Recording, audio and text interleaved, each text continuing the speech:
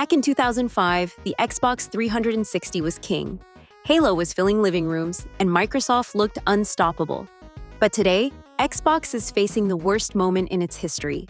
Sales have plummeted 42%, and the most anticipated games aren't even launching on the console. What happened? How did a market leader become the punchline of the gaming world? In this video, we'll reveal the real story behind Xbox's downfall and why it might be headed for the same fate as Blockbuster. Back in 2005, the Xbox 360 was on top of the world. Teenagers were begging their parents for one, Halo was a cultural phenomenon, and Microsoft seemed ready to crush PlayStation and Nintendo for years to come. Fast forward to 2024, and Xbox is at rock bottom. US console sales have hit record lows, hardware revenue has dropped by 42%, and many gamers have moved on to PlayStation or Nintendo. So what went wrong? How did one of the most beloved gaming franchises turn into one of the industry's biggest failures? It's late 2023, and you've just picked up your first console in over 5 years, the Xbox Series S. You didn't hear much buzz about it, but it's the latest Xbox, so you figure it's worth a shot. As you set it up, you pause for a moment, trying to remember why you ever left Xbox in the first place. Whatever. Why dwell on the past? You hop online to check which games to buy, and then you see it. A new Halo.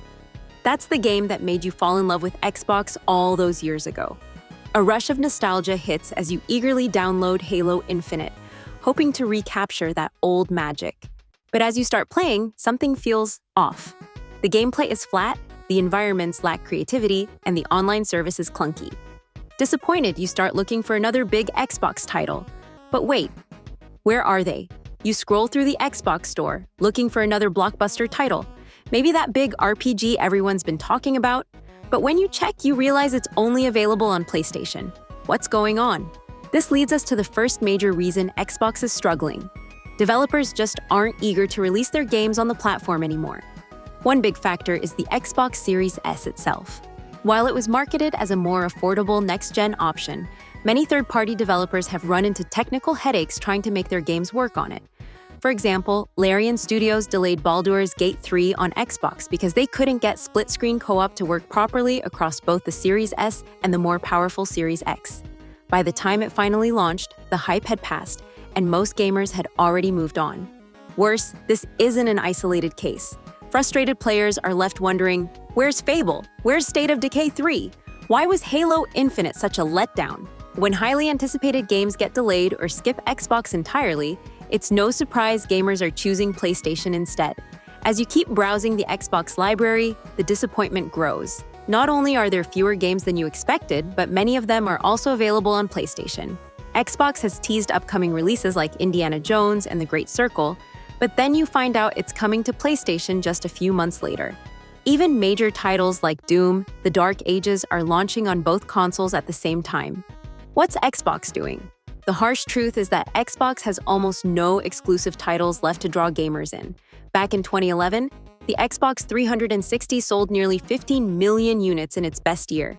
By comparison, the combined sales of the Series S and X in their best year, 2022, were just 8.65 million. And this drop comes despite the fact that the global gaming market has more than doubled in value since 2011.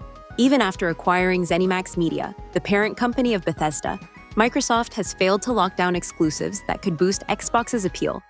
Meanwhile, PlayStation continues to dominate with beloved franchises like God of War, The Last of Us, and Spider-Man, games you can't play anywhere else. Frustrated, you wonder, who's even running Xbox these days?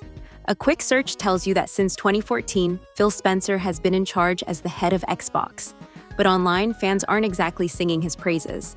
While Spencer's biggest win has been the introduction of Game Pass Ultimate, most of Xbox's recent moves have left gamers unimpressed. Microsoft has been cutting jobs across the Xbox division, 800 layoffs in 2023, another 650 in 2024, all under the promise of building a sustainable cost structure.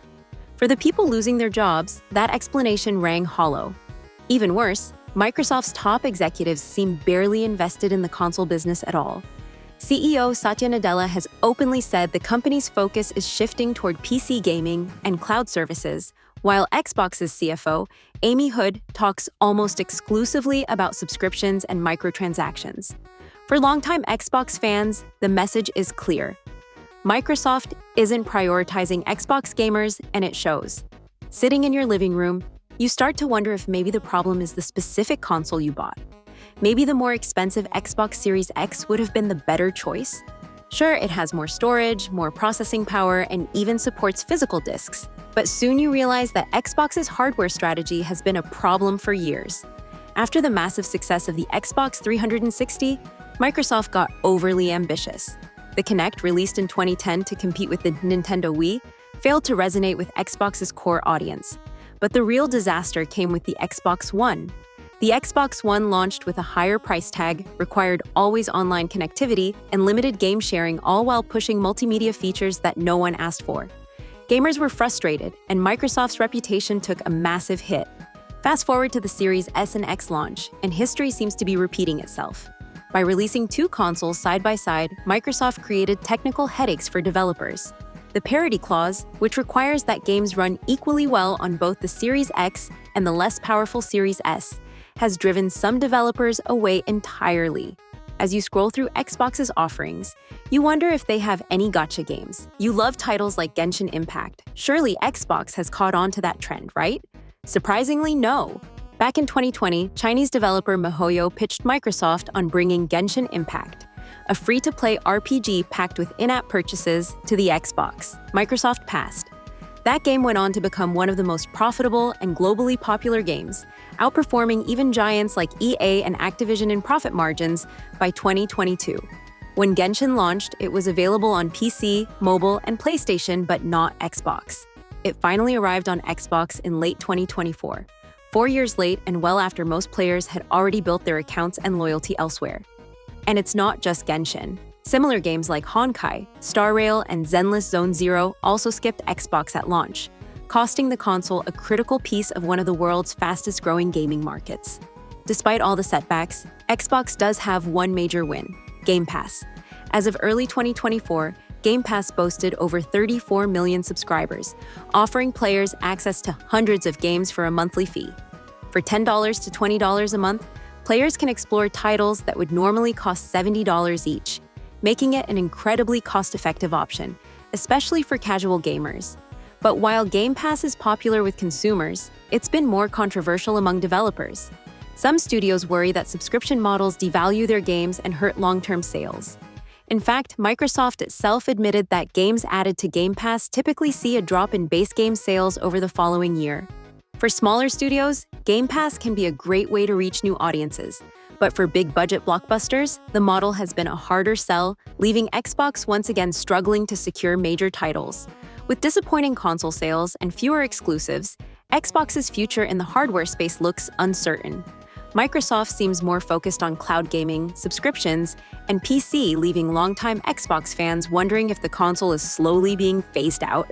The big question now is, can Xbox turn things around? Should Microsoft double down on Game Pass and cloud gaming? Or is it time to invest seriously in console exclusives to win back players? And after losing an entire generation of gamers to PlayStation and Nintendo, is it already too late? What do you think? Share your thoughts in the comments below.